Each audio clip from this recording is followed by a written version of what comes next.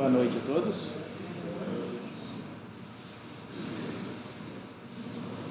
Perdão, gente. Boa noite a todos. Sejam todos bem-vindos. Meu nome é Paulo Roberto. Todos me conhecem? Eu corto cabelo máquina 1, grisalho. Estou usando óculos de vovozinho. Estou vestindo uma camiseta verde. Estou atrás do púlpito. E hoje farei a abertura para que a nossa irmã Lucélia possa fazer a exposição para todos. Para começar, vou fazer a prece de Cáritas. Então eu convido a todos a sentarem-se confortavelmente. Quem sentir o coração, feche os olhos. Vamos silenciando os nossos pensamentos conturbados do dia a dia, deixando as nossas preocupações e os nossos problemas para fora deste portão. Lentamente, então, vamos nos conectando com a espiritualidade que aqui está. Deus, nosso Pai, que tendes poder e bondade, dai força àquele que passa pela aprovação. Dai luz àquele que procura a verdade e ponde no coração do homem a compaixão e a caridade. Deus, dai ao viajor a estrela guia, ao aflito a consolação, ao doente o repouso. Pai, dai ao culpado o arrependimento, ao espírito a verdade, à criança o guia, ao órfão o Pai. Senhor, que a vossa bondade se estenda sobre tudo o que criastes. Piedade, meu Deus, para aquele que não vos conhece, e esperança para aquele que sofre. Que a vossa bondade permita aos Espíritos Consoladores derramarem por toda a parte a paz, a esperança e a fé. Deus, um raio de luz, uma faísca do vosso amor pode abrasar a terra.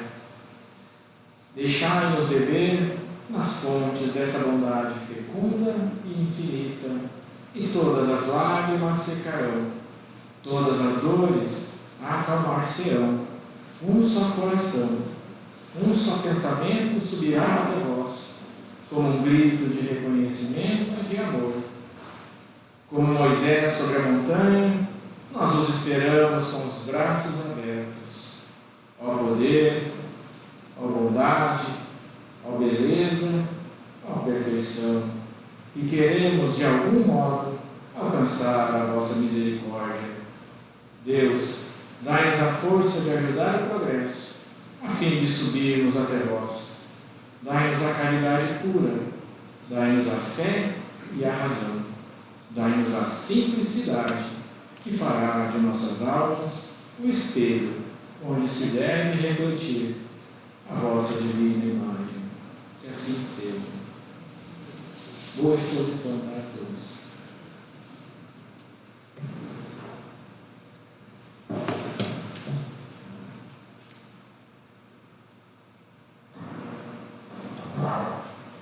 Boa noite, irmãos.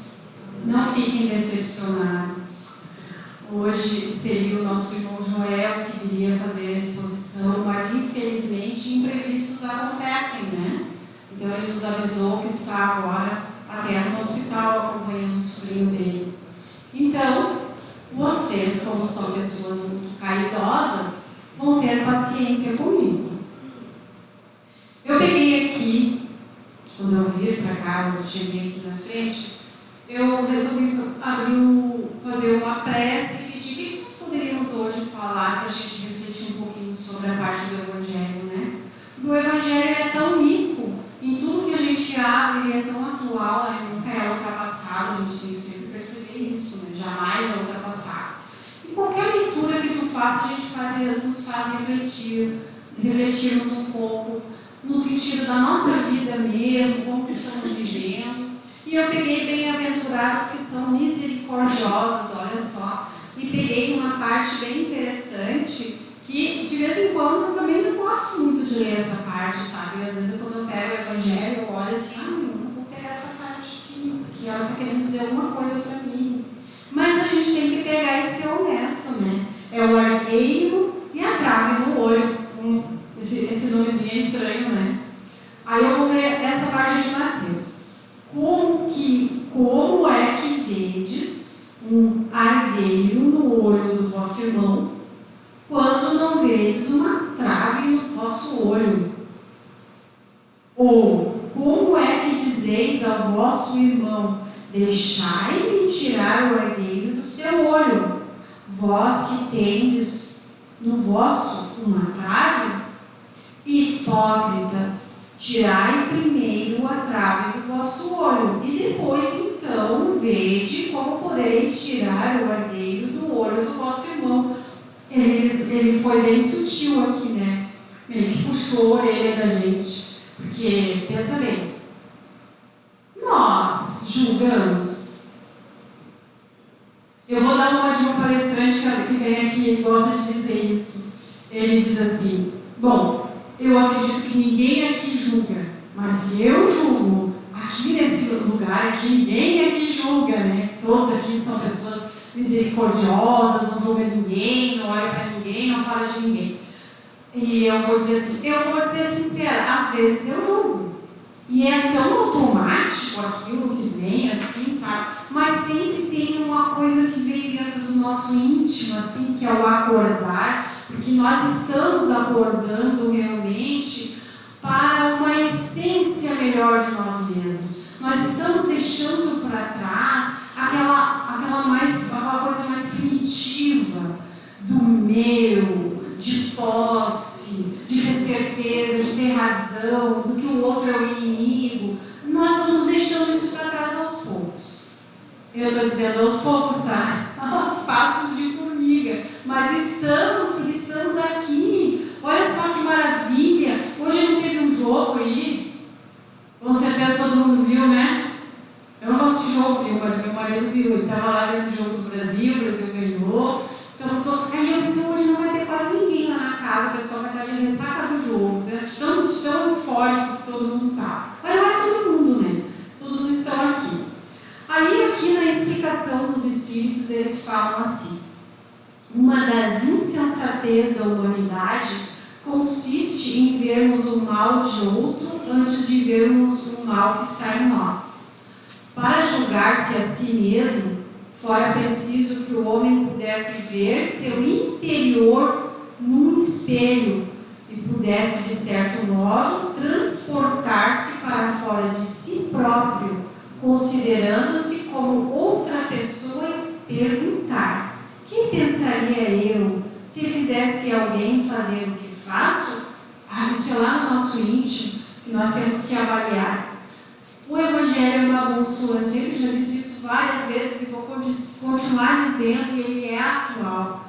Para tantas coisas que acontecem na vida, para tantas provações que nós temos que passar aqui, para tantas dificuldades que nós carregamos, para tantas mazelas que temos ainda em nossa vida que carregar, ainda além de tudo isso, essa vivência que temos que ter uns com os outros, as nossas dificuldades, as nossas provações, algumas expiações, ainda nós temos bagagens lá atrás que deixamos para trás, que estamos tendo que resgatar, expurgar, como ele diz, neste momento. Olha, nós temos as experiências de agora e experiências anteriores, é uma maluquice.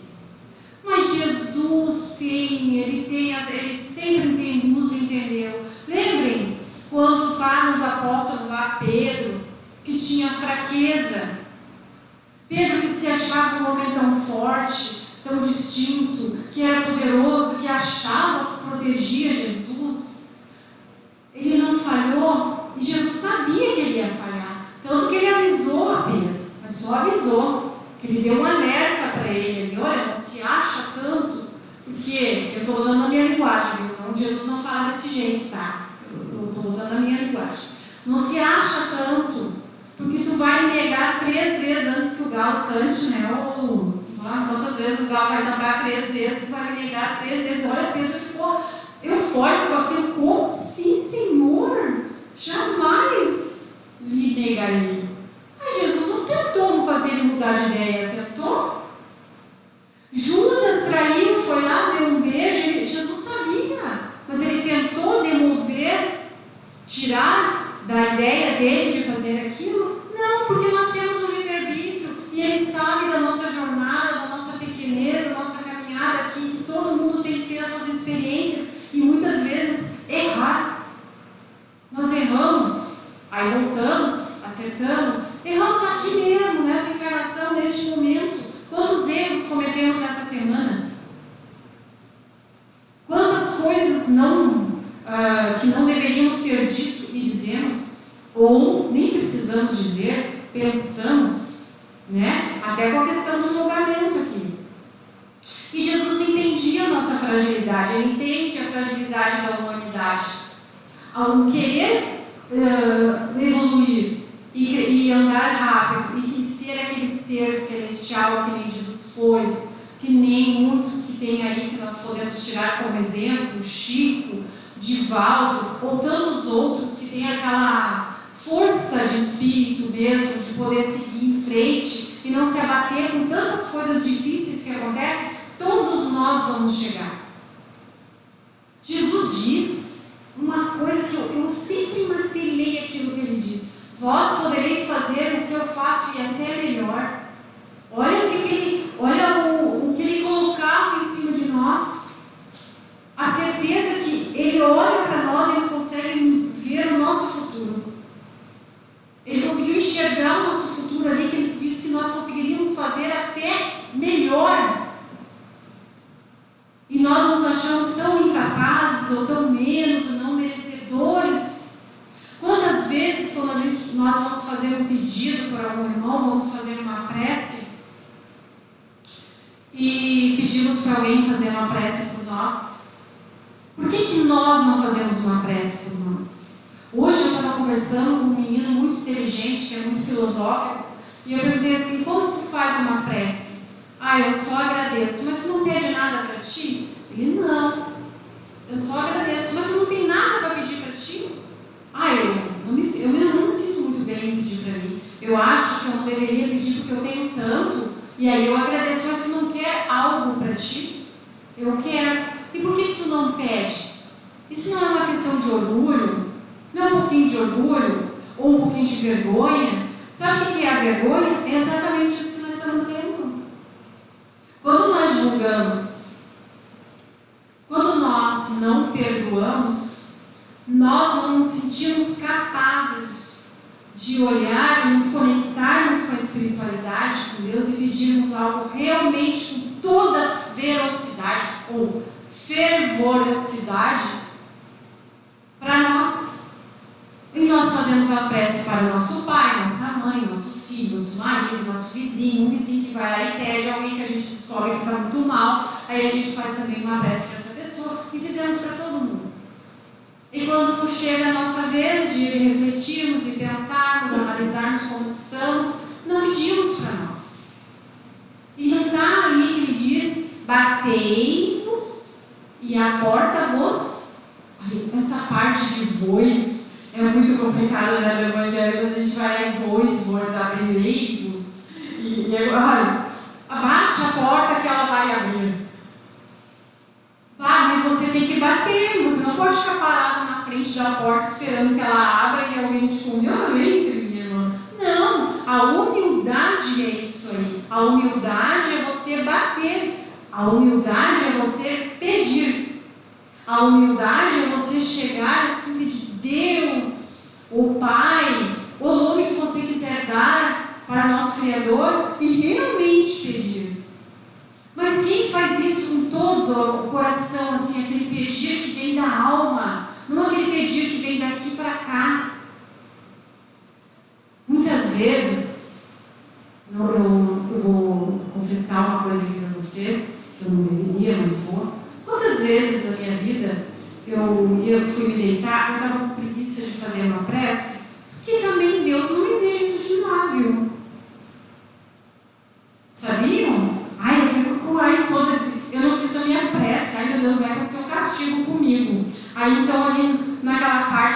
eu estou deitada, eu estou com preguiça, eu não rezei, não tá, meu pai,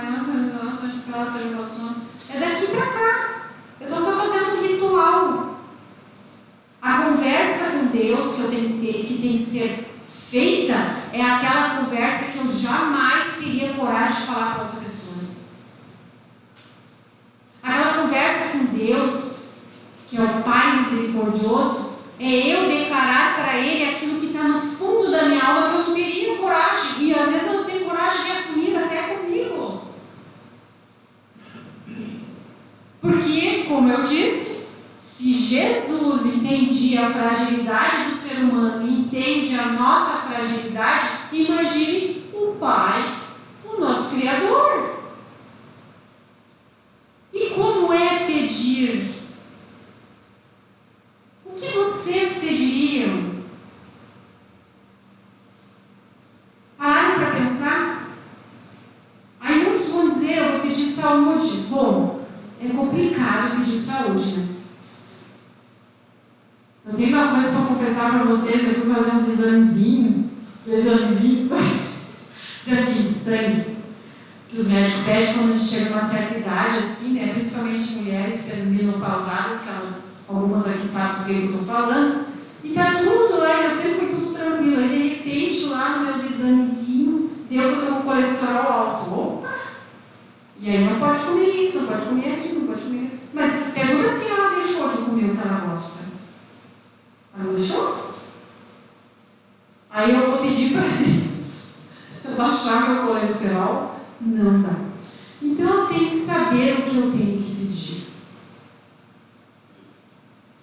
Mas refletir e analisar bem o que eu tenho que pedir. Eu não adianta eu pedir para minha mãe, meu pai, saúde. Porque às vezes o corpo ele está expurgando o que eu fiz lá na juventude, eu venho atrás. Ou eu mesmo, o que eu posso dizer, né? Meu colesterolzinho alto aqui, né? Me acontece alguma coisa. Eu estou cuidando, eu estou fazendo de tudo. Não adianta alguém na minha família pedir, porque ela tem que Deus ajude que abaixe o colesterol. Mas se eu não estou me cuidando, então até neste sentido nós temos que saber. Por isso que Jesus, quando muitos chegavam até ele, e com aquela forma dele de olhar as pessoas, que queres de mim? E aí todo mundo falou, o que queres de mim? A gente sempre pensa, né, que a gente ia querer tanta coisa, a gente ia perguntar tanta coisa, a gente ia pedir tanta coisa, a gente queria... Mas imagina se ele vem e pergunta o que queres de mim, nós não iríamos falar, nós íamos emudecer. Porque nós temos que analisar o que nós temos que pedir para o Pai. E analisar essa questão nossa, primeiro, moral. Por isso que eu disse, temos que avaliar o que somos realmente, olhar para dentro de nós e encarar de verdade quem somos. Quais são o que eu tenho que fazer aqui para aparar essas arestas. Olha que bonito que eu falei, aparar as arestas. Fazer, o que eu vim fazer aqui afinal? Vocês já se perguntaram isso? Já fizeram essa pergunta? O que eu vim fazer aqui? Eu estou aqui para quê mesmo? Eu me casei, eu tenho filhos, mas qual é o meu objetivo? Qual é o propósito de estar aqui? Todos nós, nessa engrenagem planetária, nessa engrenagem da vida, todos nós somos importantes. Todos nós fazemos uma parte dessa engrenagem aqui, que todos, até aquela... Eu gosto de falar do relógio, né? Toda aquela aparelhagem do relógio tem um parafusão bem grandão, tem aquela rodalinha bem grandona que faz, né? E tem um parafusinho bem pequenininho. Até esse pequenininho, se ele sair dali, não vai funcionar o relógio. Então, todos nós temos um objetivo a traçar neste planeta. Então, basta nós analisarmos e pensarmos quais são os nossos objetivos, o que eu desejo realmente, o que eu tenho que fazer aqui. Se eu vim com uma missão, uma prova de ser uma mãe, filhos, ou não casar e não ter filhos, qualquer situação é um objetivo. Mas o objetivo principal é a minha evolução moral. Algumas pessoas dizem, eu vim para criar e educar meus filhos, eu vim para ajudar a minha família. Tudo bem, pode ter vindo para tudo isso, mas a principal é a tua evolução moral. E a evolução moral vai se dar sempre na família, com as parar as arestas, e ali junto com aquela família vai vir o quê? As dificuldades. O que eu tenho que aparar? O que eu tenho que analisar em mim? Bom, eu sou uma pessoa muito irada. Fico furiosa por qualquer coisinha. Alguém me fala uma coisa, já deu a tempestade. Bom, isso é uma coisa que eu tenho que aparar? O porquê que eu sou assim? Por que eu sou tão irada?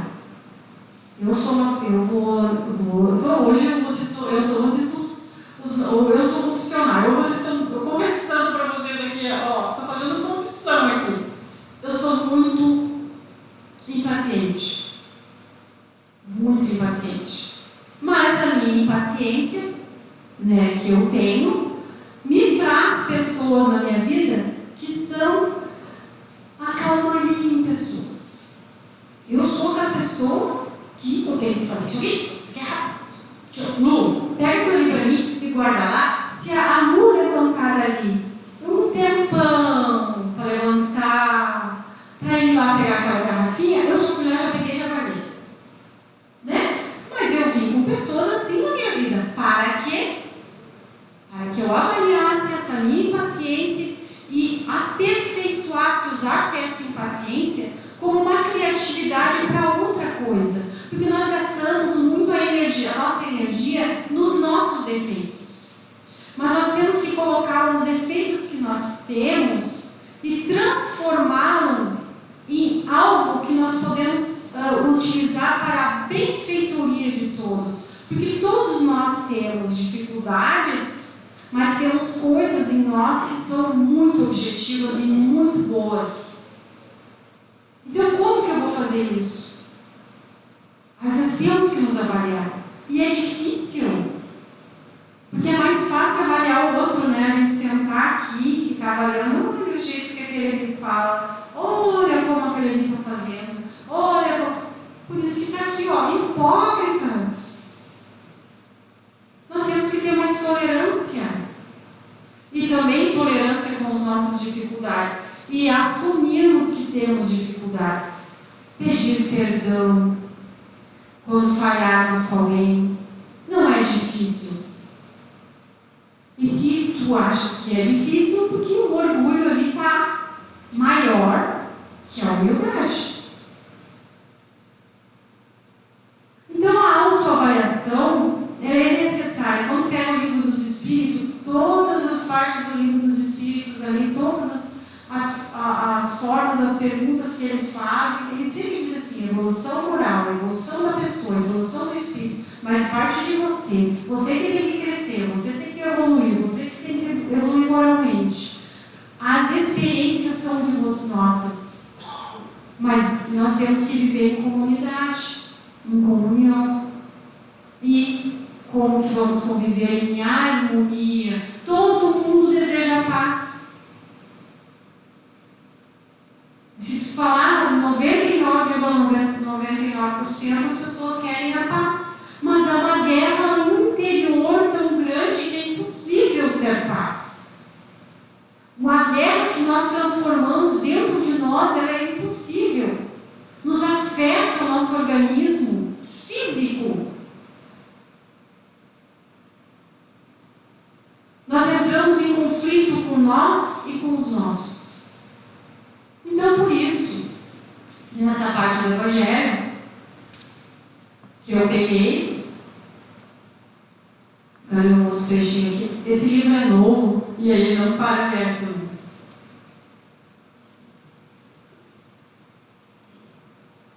Vamos lá. Quem pensaria eu se isso que eu faço, né? Que eu parei? Incontestavelmente é o orgulho que induz o homem a dissimular para si defeitos, tanto morais quanto físicos. Semelhante insensatez é essencialmente contrária à caridade. Nós gostamos de dizer que somos caridosos, né? Mas dizem que nós somos insensatos aqui, porque nós dissimulamos realmente quem somos. E eles ficam dizendo aqui, viu, não sou eu. Porquanto a verdadeira caridade é a modesta, simples e indulgente. Caridade orgulhosa é um contrassenso, visto que esses dois sentimentos se neutralizam um ao outro. Com efeito, como poderá um homem bastante presunçoso para acreditar na importância da sua personalidade e na supremacia das suas qualidades? Então, nós dissimulamos, porque quando nós entramos em conflito, nós sempre damos desculpa porque somos assim, porque falamos assado, porque agimos dessa forma. Nós sempre temos uma desculpa quando nós cometemos um erro. Sempre tem um motivo. E o motivo nunca é nosso, é os outros. Mas quando os outros cometem com nós, aí nós somos os juízes. Olha que coisa mais complicada viver aqui. E Jesus entendia isso. Ele entendia a nossa fragilidade. Ele entende. Não entendia, né? Ele entende. Estou falando muito alto? Microfone muito alto? Então, não julgar. Ele compreende a nossa fragilidade, não tentou mudar Pedro de Judas. Estou dizendo quase todos os apóstolos, olha só. Aquele ser veio e escolheu todos aqueles apóstolos. Todos eles tinham dificuldades, até uns com os outros. Eles discutiam uns com os outros. Eles queriam a atenção de Jesus mais que os outros. Eles tinham ciúme, eles tinham raiva, eles tinham ira, todos tinham. Mas Jesus se afastou deles? Pelo contrário, naquele tempo ele ficou o máximo de tempo possível com eles para fazer com que eles entendessem o verdadeiro significado da caridade. E eles levaram muito tempo para entender. Muito tempo. Mas eles entenderam, porque quando Jesus plantou a semente, ela foi brotando. Mas nós queremos tudo para ontem. Eu quero ser perfeita hoje. Hoje eu quero ser ela no céu da santa. Eu quero falar baixo. Eu quero ouvir as pessoas. As pessoas olharem para mim, eu sorri para elas. Eu quero que meu sorriso faça elas se iluminarem. Eu quero abraçar alguém e essa pessoa se sentir curada. Eu quero ter harmonia. Tudo eu quero. Mas de repente é o céu da cara. Aí é o céu da fidelidade, fica indignada. No início da vida da gente, principalmente dentro da doutrina espírita, é muito engraçado, tem muitos irmãos aqui que sabem do que eu estou falando, que quando a gente iniciou na doutrina, e já vindo estudar, porque a gente estuda, né, bastante. E aqui convido também os irmãos para estudar, é importante. E qualquer coisinha que acontecia na família, espírita, espírita, se diz espírita ainda, ó. Cadê a caridade, a bondade, isso e aquilo? Meu Deus! Ser espírita não é sinônimo de santidade. Pelo contrário, né? Nós precisamos muito da doutrina espírita. Olha que tipo de espíritos nós somos, que precisamos da doutrina, nos dizendo da lei da causa e efeito, da reencarnação. Olha, tu não apronta muito aqui não, porque quando tu desencarnar, tu continua viva. Tu vai ter que enfrentar os teus algozes, e depois tu vai ter que retornar até com eles. Imagina, aquele que muito recebe, mais será cobrado. Olha o peso. E todos nós que estamos aqui, que estamos recebendo essa dádiva, este conhecimento, este esclarecimento, vejam bem, vai ser muito mais cobrado de nós do que os que estão lá fora e não têm esse entendimento. Por isso, a indulgência, a tolerância, e quando nós desejarmos ao qualquer um ir para lá para aquele lugar do inferno, a gente não acredita, o inferno é interior, a gente pensa um pouquinho, opa, a mesma indulgência que a gente deseja que as pessoas têm conosco, nós temos que ter para com os nossos irmãos. Então, por isso que nós temos que avaliar. Por isso que eles falam à noite, né? Eles falam à noite sobre essa parte da gente, quando for deitar, dormir, avaliar o que a gente fez, né? O que a gente fez o dia todo, avaliar se ninguém tem nada para dizer contra nós. Eu não faço de dia, eu faço de manhã. De noite eu tenho uma preguiça de pensar nisso. Mas às vezes de manhã eu me acordo muito cedo, porque eu sou uma madrugadora. E eu fico pensando, o que eu fiz? Eu estou tentando usar isso aí porque é importante. É importante a gente se avaliar, né? Bom, tem alguém que pode dizer alguma coisa contra a minha pessoa? Eu não tenho que pensar o que eu tenho que dizer contra alguém. Porque normalmente a gente pensa, o fulano fez isso pra mim, me falou aquilo, me jogou uma indireta, ele disse isso, ele fez isso, ele foi grosseiro comigo. Não, é eu. O que eu fiz durante a semana? Alguém tem algo a dizer contra? O que eu tenho que melhorar em mim? O que eu tenho que avaliar em mim? E vocês vão dizer, mas sempre falam isso. Mas isso é importante. Se nós desejamos ter uma paz de espírito, se nós desejamos... É que faltou. Eu vou falar mais alto, será que eu consigo me ouvir? Não? Mas a minha voz é alta quando eu quero. Pelo menos quando eu estou brigando. Quando eu estou brigando é. Tá, pode aumentar. Essa aqui tá boa.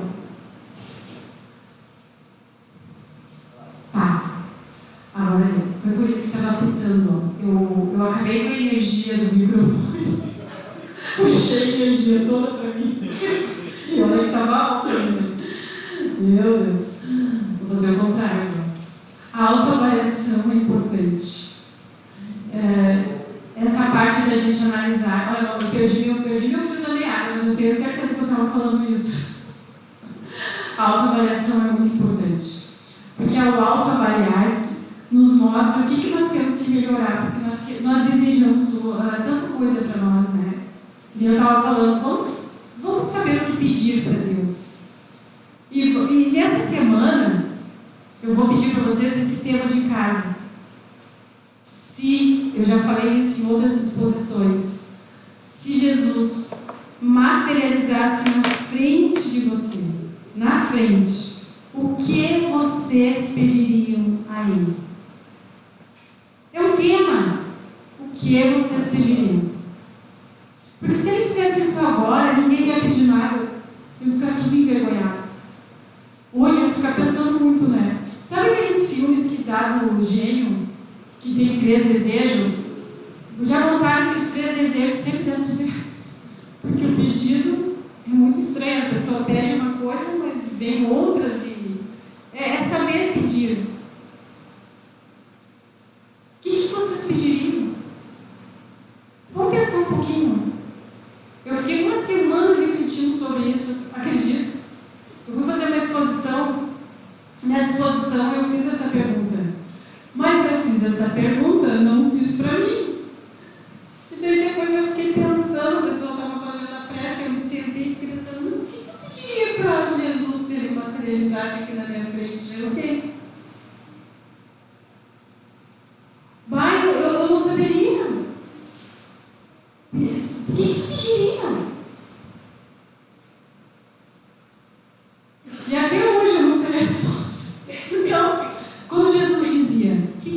de mim e ninguém falava, é isso. Então nós temos que avaliar o que realmente nós queremos, verdadeiramente. Pedir. Porque para a porta abrir, eu tenho que saber pedir. Por isso que eles dizem, né? Bate, que ela vai abrir. Eu poderia até ler como está escrito no Evangelho, mas eu acho muito complicado, é uma trava ali. Então é isso, meus irmãos. Vamos avaliar então essa necessidade que nós temos de querer paz, de querer a cura das nossas perturbações mentais, espirituais.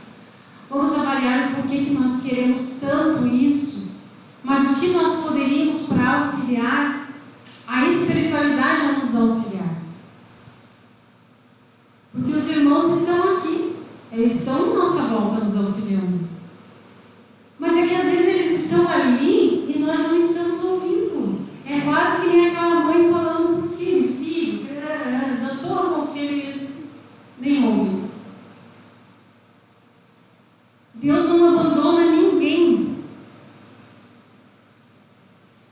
Ele está sempre junto de nós. É que nós, teimosos como somos, nos fechamos. E por culpas, e por revoltas, e por vergonha, nós não temos coragem de falar com Ele abertamente e verdadeiramente pedir. Então, vamos deixar a culpa, a vergonha, porque Deus nos entende. Ele sabe do que nós precisamos, mas nós temos que saber pedir. Então esse é o recado, meus irmãos, que hoje vem do Evangelho. Lembrando dessa parte do Evangelho muito importante sobre a trave no olho e não julgar. Nós vamos fazer então a nossa prece de encerramento. Eu peço aos irmãos que relaxem bem o corpo na cadeira, assim. Soltam o corpo. Respire bem fundo. E quando nós respiramos bem fundos e soltamos devagar, oxigenamos o cérebro. E isso vai fazer com que a nossa conexão fique mais suave. Pedindo então aos irmãos que se encontram aqui, que ao manipular essas energias, esses fluidos, que seja benéfico para o nosso corpo físico, atingindo cada parte, como se fosse uma luz, a envolver-nos completamente. E que essa mesma luz carregada de toda essa energia possa estar no ambiente do nosso lar, em cada peça, e atinja todos aqueles irmãos que lá se encontram, tanto nessa esfera quanto em outras esferas. Que esses irmãos se sintam beneficiados com essa energia. Acalente as suas almas, fortaleça o seu corpo, para que possamos continuar nesta jornada, neste plano. E que ao mesmo tempo, esses fluidos sejam dirigidos a familiares que estejam acamados, sofrendo de várias perturbações, tanto espiritual quanto física. E essa mesma luz os fortaleça, para que eles possam continuar aqui junto de nós, nessa trajetória, caminhando para conseguir vencer a si mesmo nas suas dificuldades.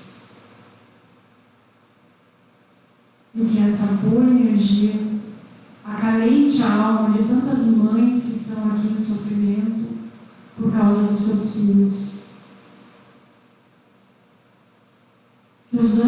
guardiões possam estar junto com esses filhos, e acalmando, e tranquilizando. E que Deus, Pai de amor e infinito, dê forças para todos eles.